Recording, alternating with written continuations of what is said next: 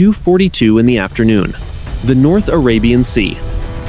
The nuclear-powered aircraft carrier, USS Abraham Lincoln, was carving a wide arc through the blue water to recover its last two aircraft. This was intended to be the final exercise of a long deployment. It was anything but.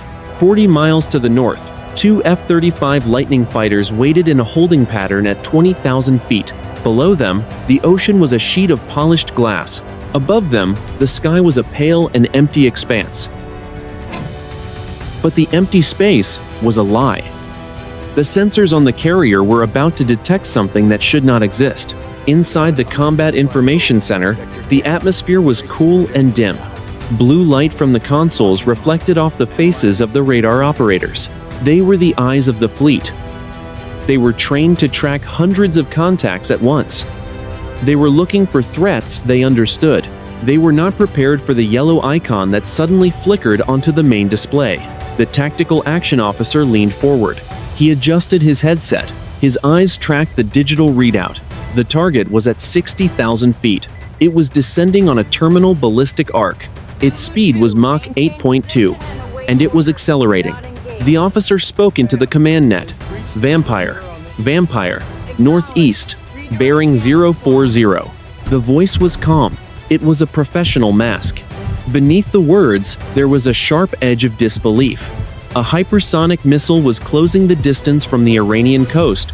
The Aegis weapon system was the most advanced defensive network in the world. It had been tested against every known threat, but it had never faced a live hypersonic contact in a combat environment. On the flight deck, the yellow-shirted handlers stopped their work. The roar of the jet engines continued, but the energy of the ship changed. The massive carrier began to vibrate as its four propellers pushed for maximum speed. The ship was trying to maneuver. It was a 97,000-ton giant trying to hide in an open ocean. The carrier strike group began to transition into a defensive crouch. Two Aegis destroyers, the USS Higgins and the USS Spruance, moved into screening positions. Their phased array radars were locked on the incoming contact. The digital data link between the ships was a mess of high-speed updates. The target was now at Mach 9.5. It was glowing white-hot as it compressed the atmosphere in front of it. Inside the Higgins, the weapons at sea coordinator gripped the edge of his console. The system is struggling to maintain a track. The plasma sheath is interfering with our return. The commander of the Higgins responded immediately. Engage with the master fire plan. Do not wait for a clean lock. The computer calculated the intercept. The window for a successful hit was closing.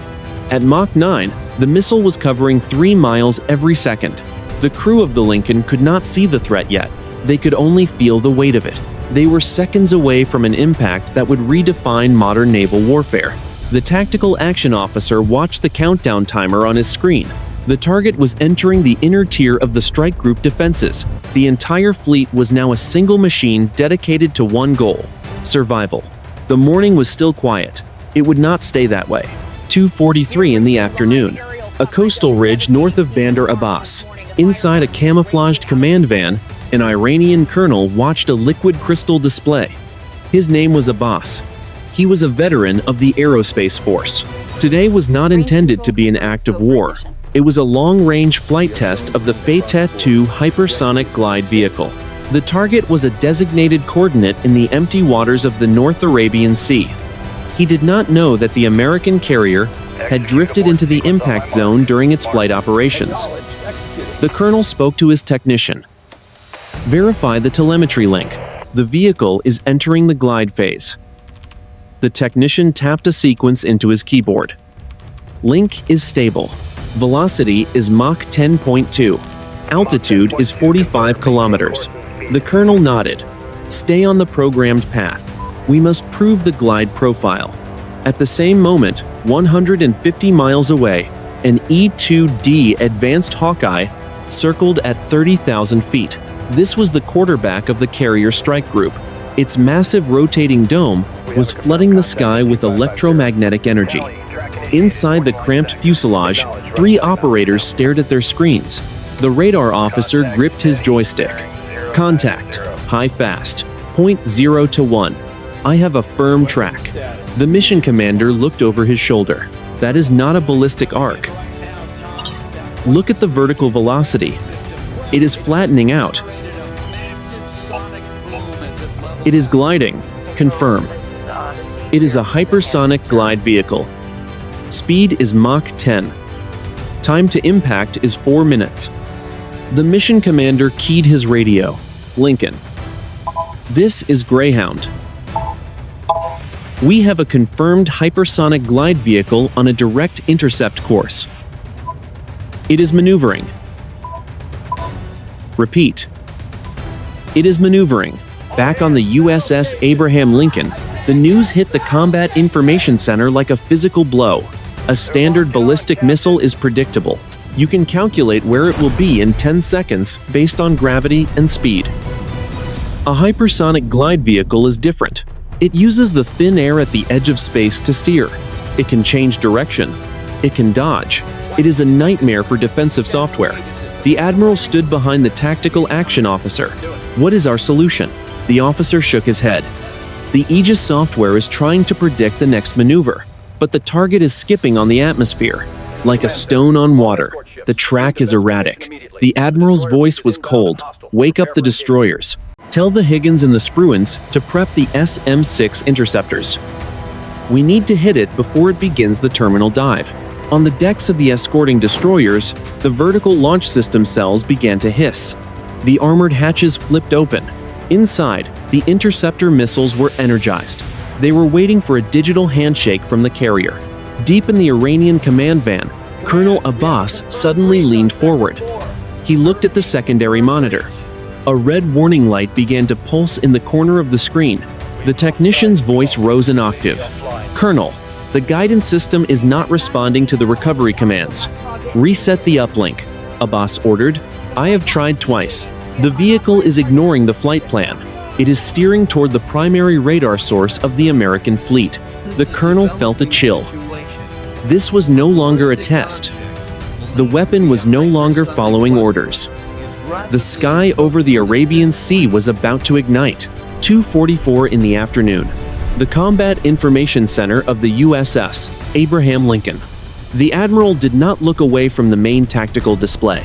The red vector representing the Iranian missile was no longer a straight line. It was a series of jagged steps. Every few seconds, the Fateh-2 adjusted its course. It was searching for the strongest electromagnetic signal in the region. It had found it. The SPY-6 radar on the carrier was like a lighthouse in a dark room. The missile was steering directly into the light. The admiral spoke to his staff. Authorize a free fire zone for the Higgins and the Spruans. Give the destroyers permission to engage at their own discretion. The tactical action officer relayed the command. All escorts, you are weapons free. Designated target is Vampire 1. Engage and depth fire. On the USS Higgins, the weapons coordinator watched his screen. The Aegis system had shifted into a fully automated mode. In this state, the computer moved faster than any human could think. It was calculating the optimal point in space where an interceptor could meet a target moving at 10 times the speed of sound. The coordinator spoke into his headset. Higgins has a solution. Birds away. A thunderous roar shook the destroyer. From the forward vertical launch system, 2 SM-6 interceptors tore into the sky. They were propelled by solid rocket boosters that accelerated them to supersonic speeds in seconds. They left behind a thick trail of white smoke that hung in the humid air. Inside the Higgins, the crew watched the blue icons of the interceptors climb. They were heading for the edge of the atmosphere. They had 90 seconds to reach the intercept point. 60 miles away, inside the Iranian command van, the situation had turned into a crisis. Colonel Abbas watched as the telemetry data on his screen turned red. The Fateh-2 was no longer receiving instructions. The technician looked up. His face was pale. Colonel, the Americans have launched interceptors. I count 4 missiles in the air, 2 from each destroyer. Abbas did not hesitate. Send the self-destruct command. Now. We cannot let this hit the carrier. The technician typed the code. He hit the enter key. A progress bar appeared on the screen. It blinked once. Then a message appeared in Farsi. Command rejected. Why? Abbas demanded. The vehicle has entered its terminal high heat phase, the technician replied. The friction from the air is creating a layer of plasma around the missile. It is blocking our radio signals. We have lost control. The missile is on its own. The colonel felt the air leave his lungs. He had spent his career building weapons to protect his country. Now, one of those weapons was about to start a conflict that could destroy it. He looked at the clock. The missile would reach the American fleet in less than 3 minutes. Back on the Lincoln, the tension was a physical weight. The 2 F-35 pilots had been ordered to clear the area. They watched from a distance as the white plumes of the interceptors rose toward the clouds. The pilot of the lead fighter spoke to his wingman, Raven 1-1. Do you see the primary contact? The wingman responded. Negative. It is too small and too fast. My radar is struggling to hold the lock. Stay clear, the lead pilot said. The destroyers are filling the sky with lead. The first 2 interceptors reached 60,000 feet. Their internal radars activated. They were looking for the white-hot heat signature of the Iranian glide vehicle. The computer on the Higgins reported a successful lock. The crew held their breath. Then, the red icon on the display did something impossible. It didn't just turn. It pitched upward at a 30-degree angle. Defying the laws of traditional ballistics, it soared over the first wave of interceptors. The tactical action officer on the Lincoln whispered, "It just jumped. It skipped off the atmosphere." The first interceptors exploded in the empty air. They had missed by 2,000 meters. The threat was still coming. And now, it was descending directly onto the carrier from a near vertical angle. The admiral tightened his grip on the railing. Status of the second wave. The Spruance is firing now, the officer replied. But the target is inside the minimum range for the SM-6. We are down to the inner layer. 2:45 in the afternoon. The North Arabian Sea. The failure of the first interceptor wave sent a ripple of cold adrenaline through the Combat Information Center of the USS Abraham Lincoln. On the main tactical screen, the red icon of the Iranian missile was blinking. It was a sign that the Aegis system was struggling to maintain a high-quality track. The target was moving so fast that it was outrunning the refresh rate of the primary radar. The tactical action officer called out the status. Vampire is at 40,000 feet. Speed is Mach 9.8. It is entering the mid-tier defense envelope. The admiral did not blink. Signaled the Spruance. Engage with SM-2 Block 3C. I want a continuous ripple fire. Do not let it breathe. On the USS Spruance, the automated systems took over.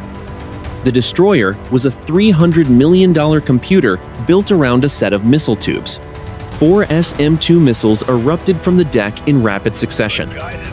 They were smaller and faster than the previous interceptors. They were designed for the inner zone fight. The heat in the Spruance launch base was intense.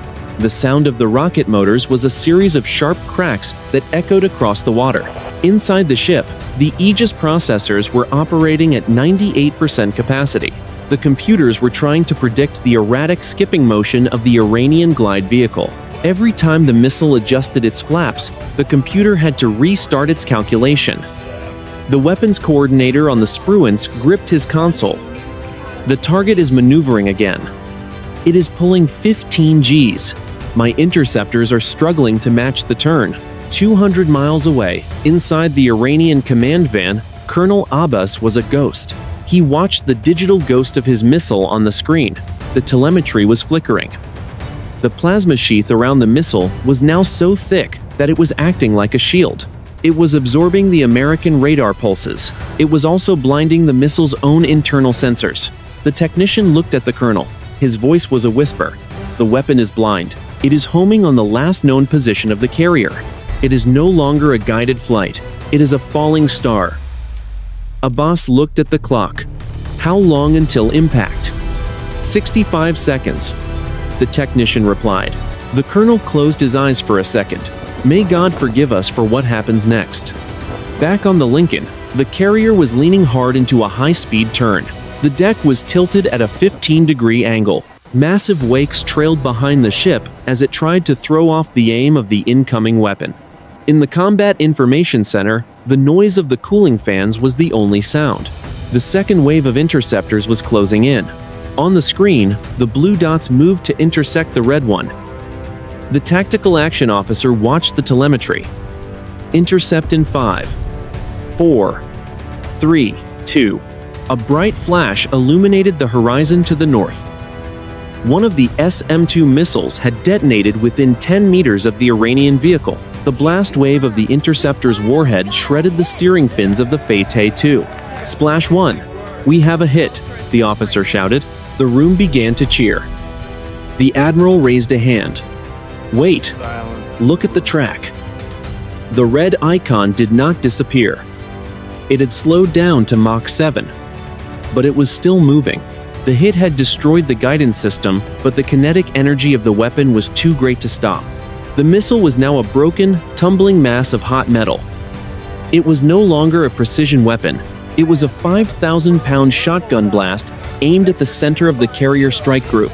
It is still coming, the officer said. His voice was flat. It is in a terminal dive. The carrier was now entering the final layer of defense. The long-range missiles had failed. The mid-range missiles had only partially succeeded. Now, the battle would be decided by the guns. 2:46 in the afternoon. The flight deck of the USS Abraham Lincoln. The klaxon for general quarters screamed through the passageways of the carrier. It was a rhythmic, jarring sound that signaled the ultimate emergency. Below decks, 5,000 sailors braced themselves against bulkheads or gripped overhead pipes.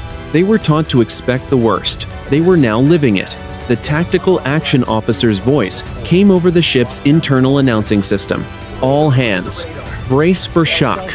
Brace for shock. The debris of the Iranian missile was no longer a single point on the radar. It had fractured into 3 distinct pieces of high-velocity wreckage. The largest piece was the engine casing and the primary kinetic penetrator. It was still traveling at Mach 7. It was a kinetic slug with the power of a small tactical nuclear weapon. It did not need an explosive warhead to destroy a ship. Its speed was the weapon. Inside the Combat Information Center, the Admiral watched the 3 red dots merge with the center of the display. Engage the close-in weapon system. Set all mounts to auto special. Give the computers total control. On the starboard side of the carrier, the Phalanx Gatling guns began to move. They were 20mm cannons capable of firing 4,500 rounds per minute. They looked like small, white domes topped with a black barrel. They were the last line of defense. The radar on the mounts locked onto the tumbling wreckage. 2:46 and 30 seconds in the afternoon. The sound was not like a gun. It was a continuous, low-pitched growl that vibrated through the steel hull of the carrier. A stream of tungsten armor-piercing rounds poured into the sky at twice the speed of sound. It was a wall of metal designed to shred anything in its path. At the same time, the rolling airframe missile launchers on the aft of the ship turned toward the threat. They fired a salvo of 4 small missiles. These were designed to hit the target at the very last possible moment. The missiles corkscrewed through the air, their dual-mode seekers locked onto the friction heat of the debris. 200 miles away, the Iranian command van was a tomb of silence. Colonel Abbas watched the telemetry die.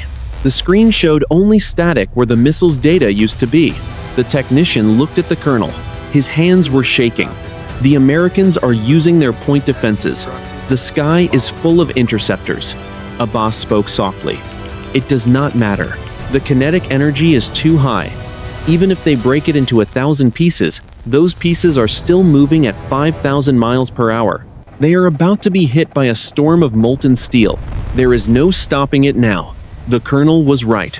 The interceptors from the Lincoln were hitting the wreckage, but they were not vaporizing it. They were only turning one large threat into many smaller ones. The debris field was now 500 meters wide. It was a cloud of metal and carbon fiber, glowing with the heat of its own passage through the atmosphere. It was screaming toward the carrier's island. The tactical action officer looked at his primary monitor. The countdown reached the final threshold. 11 seconds to impact, he shouted. The admiral stood perfectly still.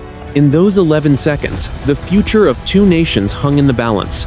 If the Lincoln was hit, the United States would have no choice. but to retaliate. The automated systems were firing at everything. The sky was a chaotic mess of tracers, smoke, and small explosions. The primary piece of wreckage was now visible to the naked eye from the bridge of the ship. It looked like a falling star, trailing a tail of orange fire against the blue sky. It was aimed directly at the bridge. The morning was still quiet. It would not stay that way. 2:47 in the afternoon.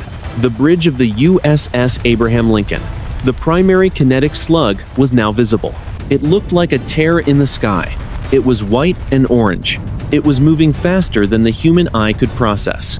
The air around it screamed as it was compressed into a wall of fire. The admiral stood at the bridge window. He did not blink. He watched the falling star grow larger. It was a beautiful and terrible sight. It was the end of a career. It was the start of a war. 2:47 and 2 seconds in the afternoon. Inside the Combat Information Center, the noise was a physical force. The cooling fans for the Aegis processors were at maximum RPM. The tactical action officer gripped his desk. His knuckles were white. The officer called out the countdown. 9 seconds. Target is inside 3,000 meters. The Phalanx Gatling guns on the starboard sponson were a blur of motion. The barrels were glowing a dull red. The stream of tungsten rounds was a solid line of tracers reaching out to touch the incoming fire. The rounds were hitting the lead edge of the debris. Sparks showered into the ocean. The metal was shredding. But the mass was too great. The kinetic energy was still there. 2:47 and 4 seconds in the afternoon. The rolling airframe missile launcher fired its last 2 interceptors. They were small. They were fast. They disappeared into the heat of the incoming wreckage. There was a dual explosion 500 meters from the ship. A cloud of black smoke and orange flame blossomed in the sky. The primary slug emerged from the smoke. It was smaller now. It was jagged, but it was still moving at 5,000 miles per hour. It was aimed directly at the flight deck. The tactical action officer shouted, 6 seconds. Impact in 6. All hands. Brace. Brace. Brace. 2:47 and 7 seconds in the afternoon. The carrier was still turning. The ocean was churning into a white froth at the stern. On the flight deck, the final F-35 had just hooked the wire. The pilot did not know what was happening above him. He only knew his world was tilting. Inside the Iranian command van, Colonel Abbas looked at his watch. He did not need a screen to know the time. He could imagine the impact. He could hear the steel tearing. He felt a profound sense of failure. The technician whispered, 3 seconds. 2:47 and 9 seconds in the afternoon. The slug was 100 meters from the ship. The heat from the projectile began to blister the paint on the carrier's island. The electronic sensors on the bridge were overwhelmed by the infrared signature. The screens in the Combat Information Center went to a blinding white. The admiral closed his eyes. He waited for the sound of the world breaking. The tactical action officer felt the vibration in the floor. He felt the air pressure change. He opened his mouth to scream. 2:47 and 10 seconds in the afternoon. The projectile was 10 meters from the steel hull. The Phalanx guns were still firing. The tungsten rounds were passing through the target. The air was a soup of electricity and heat. 2:47 and 11 seconds in the afternoon. The bridge of the USS Abraham Lincoln. The admiral braced his weight against the command chair. He waited for the physical shock of 5,000 pounds of metal traveling at Mach 7. He waited for the fireball that would consume the bridge. He waited for the end. The sound of the Phalanx Gatling guns stopped abruptly. The silence that followed was more terrifying than the noise. It was a vacuum of sound that lasted for a heartbeat. The admiral opened his eyes. The bridge was intact. The windows were not shattered. The windows were not shattered. The smell of ozone and burnt paint hung in the air, but the ship had not moved. There was no impact. There was no impact. He looked at the tactical action officer. The officer was staring at his primary console. His mouth was open. He was not moving. The admiral's voice was a low growl. Status. Did we take a hit? The officer shook his head slowly. He looked like a man who had seen a ghost. Negative, sir. No impact. No kinetic signature on the hull. The target. It is gone. Gone? Explain gone, the Admiral demanded. Did the Phalanx shred it? Sir, the sensors did not record a destruction event. The officer replied. His hands were trembling as he toggled through the playback. The wreckage was 10 meters from the island. Then, the radar return simply stopped. The infrared signature dropped from 3,000 degrees to ambient sea temperature in 1 millisecond. It did not break up. It did not fall into the water. It ceased to exist. 200 miles away, inside the Iranian command van, Colonel Abbas was staring at a stopwatch. The time for the projected impact had passed 10 seconds ago. He looked at his technician. Report, Abbas said. The technician was frantic. I have nothing, Colonel. I am monitoring the regional seismic network. There was no explosion. I am monitoring the American tactical frequencies. They are in a state of total confusion. They are asking each other where the target went. Abbas stood up. He walked to the door of the van. He walked to the door of the van and stepped out into the hot coastal air. He looked toward the horizon where the American fleet was stationed. The sky was blue and empty. There was no pillar of smoke. There was no flash of light. It is impossible, Abbas whispered to himself. A mass of that size, moving at that speed, cannot just stop. The laws of physics do not allow it. Back on the USS Abraham Lincoln, the confusion was turning into a frantic search. The Admiral walked to the bridge wing and looked down at the water. The ocean was calm. There was no splash zone. There was no debris floating on the surface.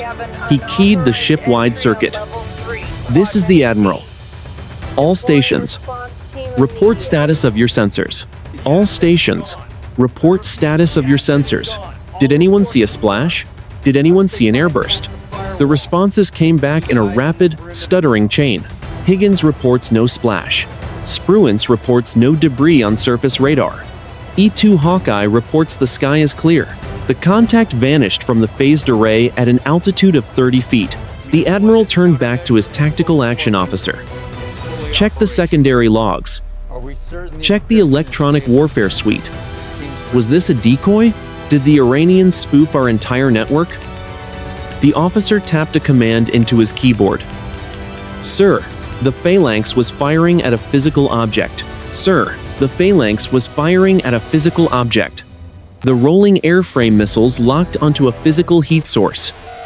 Our own cameras recorded the projectile. It was there, and then it was not. A new voice broke over the command net. It was the lead F-35 pilot, Raven 1-1. Lincoln, this is Raven. I was 5 miles out with a high-angle view. I saw the projectile. It was glowing white. It was about to hit your island. Then, there was a ripple in the air, like heat rising off a highway. The missile entered the ripple and never came out the other side. It did not hit the ship, sir. It went somewhere else. The Admiral felt a chill that had nothing to do with the air conditioning. He looked out at the empty sky. The threat was gone, but the mystery was just beginning.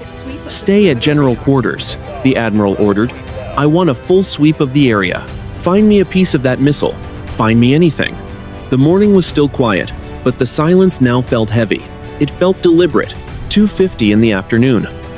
The North Arabian Sea. The USS Abraham Lincoln remained in a state of maximum readiness. 5,000 sailors were still at their battle stations. The air was thick with the smell of ozone from the discharge of the defensive batteries. On the flight deck, the rescue and salvage teams stood ready with fire hoses and cutting tools. They were looking for a fire that did not exist.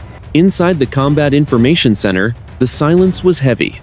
The tactical action officer was replaying the last 30 seconds of the sensor logs on a secondary monitor. He watched the digital playback in slow motion.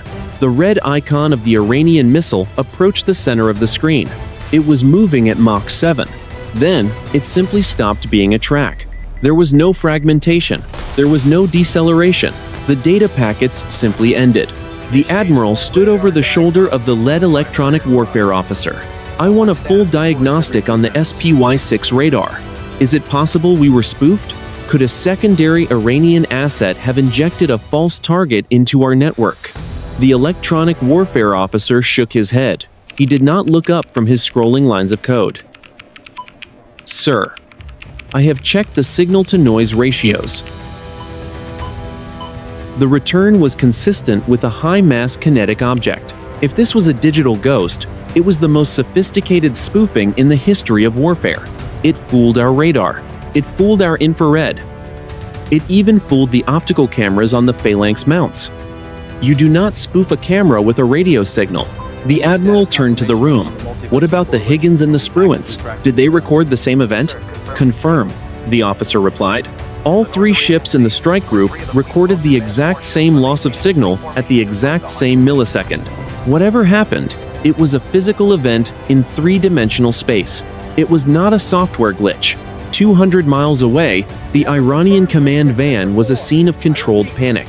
Colonel Abbas was on a secure satellite line to his superiors in Tehran. He was trying to explain the unexplainable. The test has failed, Abbas said into the handset. His voice was a flat monotone. The weapon is lost. No, there was no impact. I am looking at the American tactical broadcasts. They are not reporting a strike. They are searching the water. The vehicle has disappeared. The voice on the other end was distorted by encryption. Did the Americans shoot it down? Did their laser systems work? Negative, Abbas replied. Their interceptors missed. Their guns were firing, but the telemetry shows the vehicle was still intact when the signal died. It did not explode. It simply stopped transmitting. There was a long pause on the line. The Americans will assume we are testing a stealth capability. They will assume we have a way to make a hypersonic weapon invisible to their sensors. This will be seen as a provocation, an escalation. Abbas looked at his technician. We did not do this. We lost control of the vehicle. If the Americans believe we did this on purpose, they will retaliate. Prepare to evacuate the site, the voice commanded. Move the mobile launchers. We must assume a strike is imminent. Back on the Lincoln, the Admiral was thinking the same thing. He was looking at a map of the Iranian coastline. He had a full complement of strike aircraft ready to launch. He had the authority to defend his ship, but he was a professional. He knew that a war started on a misunderstanding was still a war. He looked at the tactical action officer. Have we found any physical debris? Anything at all? Nothing, sir, the officer replied. The sonar teams are reporting a clean bottom. No impact sounds were recorded by the underwater hydrophones. It is as if the missile never existed. The Admiral leaned back. He looked at the empty screen. Someone just fired a bullet at our head, and someone else caught it in midair. I want to know who, and I want to know how. The tension in the fleet was not fading. It was evolving. The fear of a missile was being replaced by the fear of the unknown. 3:15 in the afternoon.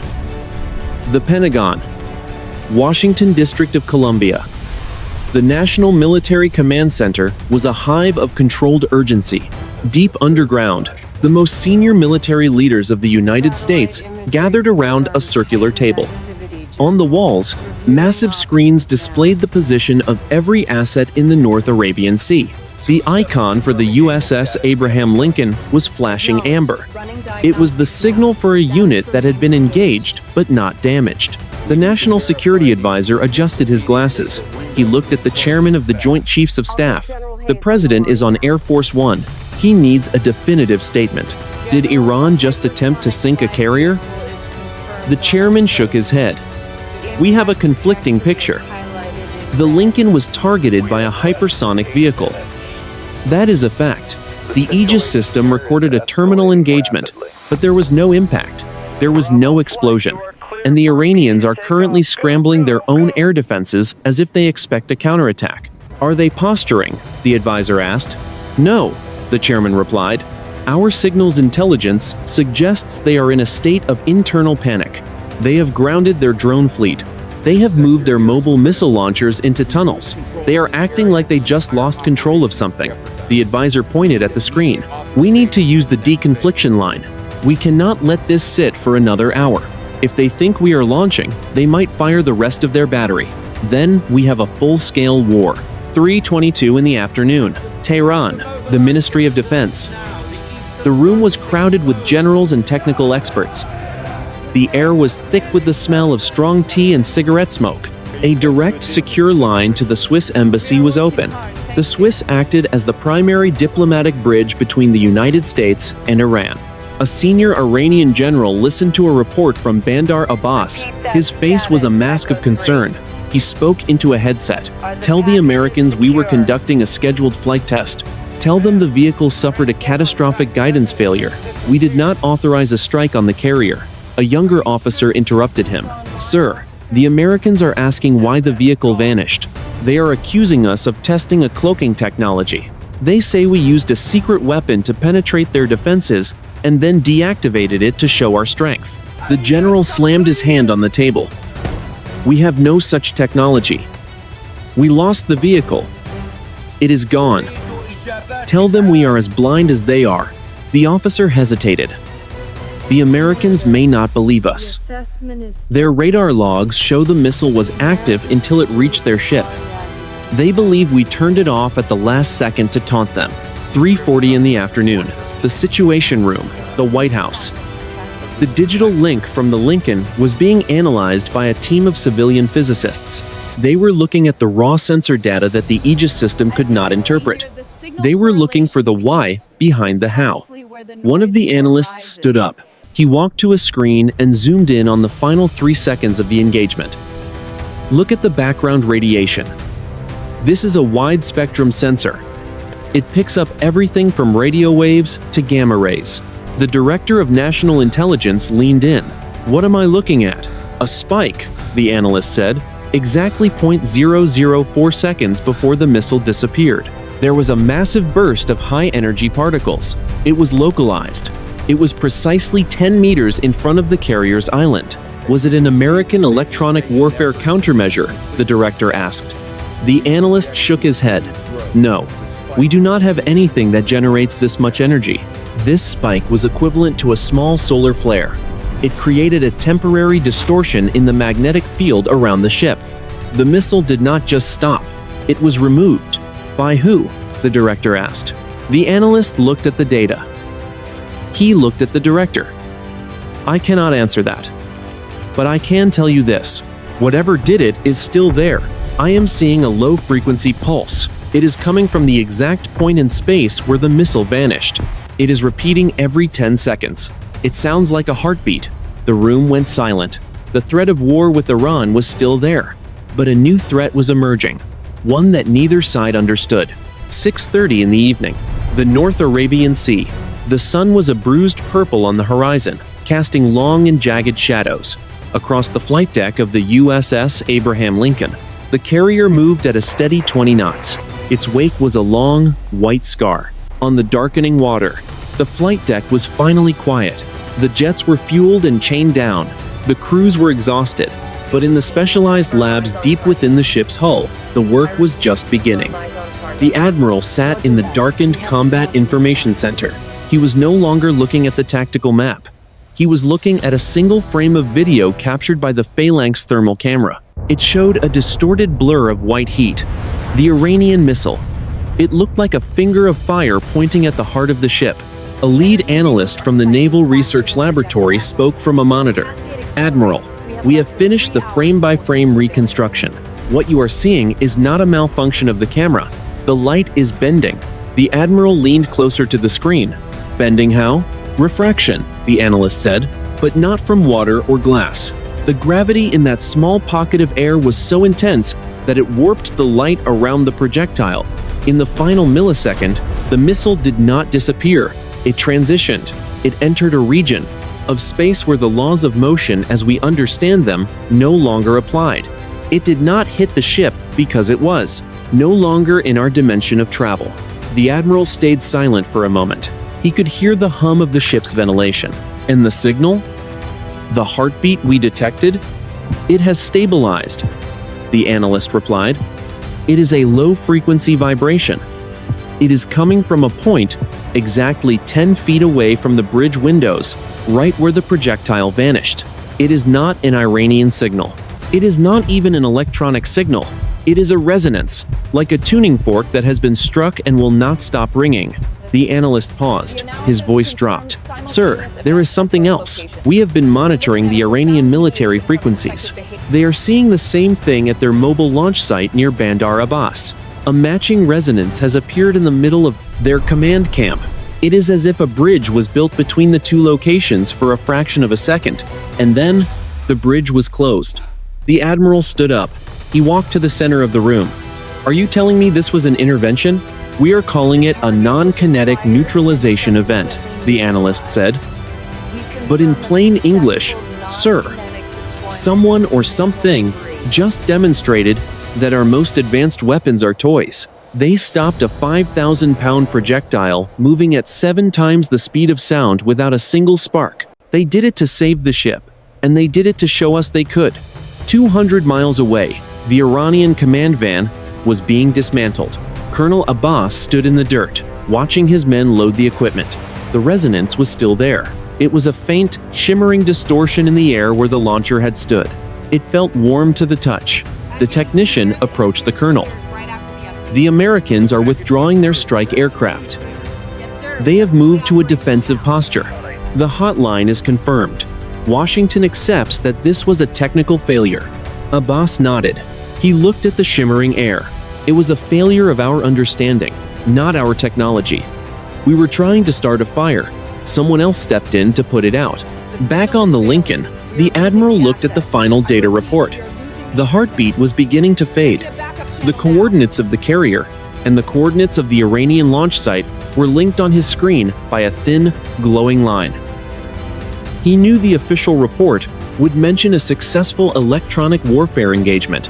He knew the Iranians would claim a successful engine test. The truth would be buried under layers of classified folders. The admiral looked out at the stars. The fleet was alone in a vast, dark ocean. But for the first time in his 30-year career, he felt like a guest in a house he did not own. The crisis was fully resolved. But the mystery was only just beginning. 3 days later, 8 in the morning, the Pentagon. A thick, gray folder sat on the center of a mahogany table in a windowless briefing room. The words, "Top Secret," were printed across the cover in red ink. Inside was the official after-action report for the North Arabian Sea engagement. The report was 42 pages of carefully constructed fiction. It stated that the USS Abraham Lincoln had successfully deployed an experimental electronic warfare suite. It claimed the Iranian missile had suffered a catastrophic software crash due to high-power microwave interference. It was a clean story. It was a professional story. It was a lie. Across the room, a senior intelligence official looked at the admiral of the Lincoln Strike Group. The admiral was in his dress whites. He looked tired. He had flown into Washington 6 hours earlier. The official spoke quietly. The president has approved the redacted version. This is what the public will see. This is what the Iranians will see. We are calling it a successful test of our integrated air defenses. The admiral shook his head. They know it was not us. They saw the same thing we did. They saw the light bend. The Iranians are sticking to the same script, the official replied. Their state media is reporting a successful engine test. They are claiming the vehicle was recovered in their territorial waters. Neither side wants to admit that something else is operating in the Persian Gulf. Neither side wants to admit they are no longer the most powerful force in the region. Neither side wants to admit they are no longer the most powerful force in the region. The admiral looked at the folder. What about the sensor data? The raw files from the Aegis system. Where are they? They have been moved to a closed-loop server at a facility in Nevada, the official said. They are being analyzed by a team of civilian physicists. They are the only people allowed to see the gravity spikes. As far as the rest of the world is concerned, those spikes never happened. 1,000 miles away, in a quiet suburb of Tehran, Colonel Abbas sat on a park bench. He was no longer in uniform. He had been given an early retirement and a generous pension. He watched a group of children playing in the grass. He thought about the final 11 seconds of the flight. He thought about the way the sky had seemed to ripple, like the surface of a pond after a stone is thrown. He had spent his life building weapons of destruction. Now, he spent his days wondering who had chosen to save his enemies. Abbas was not the only one. In a secure lab in California, a young analyst was staring at the last frame of video from the Lincoln. She had zoomed in on the distortion 10 meters from the ship. In the center of the blurred light, there was a shape. It was not a machine. It was not a person. It was a geometric pattern of perfect circles, appearing for only a billionth of a second. She wrote a single sentence in her notebook. It was a thought that would never make it into an official report. She wrote, "We were not being attacked. We were being managed." The geopolitical tension in the Middle East had shifted. Both nations were quietly moving their ships away from the contested zones. The threat of a hypersonic arms race had slowed to a crawl. The scientists on both sides were suddenly more interested in gravity than in explosives. The admiral stood up from the mahogany table. He looked at the official. What happens if it happens again? What if the next missile does not vanish? The official looked at him with a cold, steady gaze. Then we pray that whoever is watching is still in a merciful mood. Because we have no way to stop them.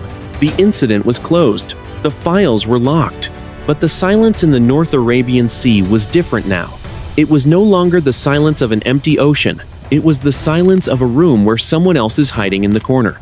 1 month later, the Potomac River, Washington District of Columbia. Inside a secure briefing room at the Defense Advanced Research Projects Agency, a small group of officials gathered for the final assessment of the Lincoln incident. There were no cameras. There were no recorded minutes. This was the meeting that would never officially happen. A senior strategic analyst stood at the head of the table. He did not use a digital presentation. He held a single sheet of paper. The technical data from the Aegis system has been verified by 3 independent laboratories. The analyst began. The results are consistent. The Iranian vehicle did not suffer a mechanical failure. It did not explode. It was removed from our local space-time by an external force, using a high-energy gravitational pulse. He paused, looking at the representatives from the Navy and the Air Force. We have spent 60 years and hundreds of billions of dollars trying to master the art of the intercept. We built faster missiles. We built better radars. We thought we were approaching the pinnacle of military technology. We were wrong.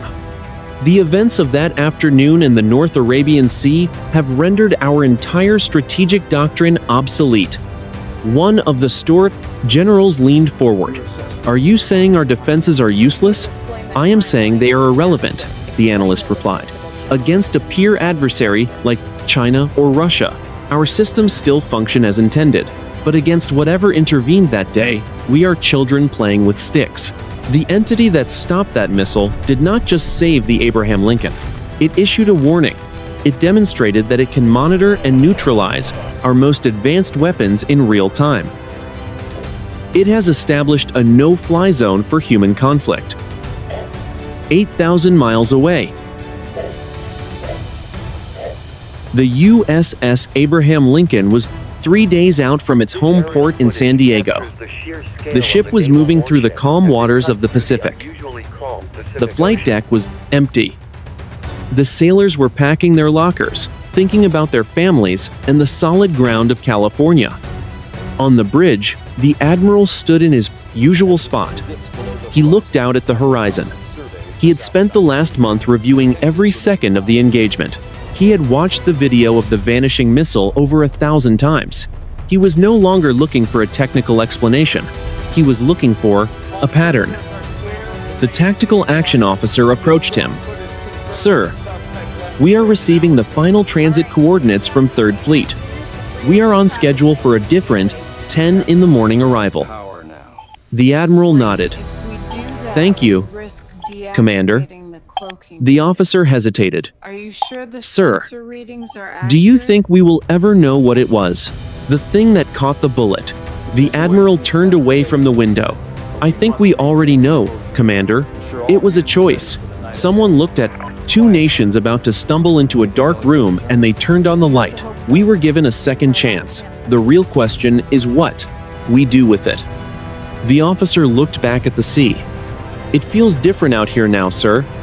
Even when the radar is clear." "It should," the admiral said. "The world is a much larger place than we thought it was 30 days ago." In the high mountains of Benisisting, Iran, near a remote observatory, a retired colonel named Abbas sat with a telescope.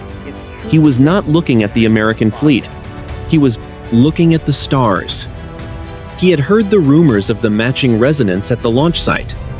He knew the Iranian government was secretly funding a new branch of physics research.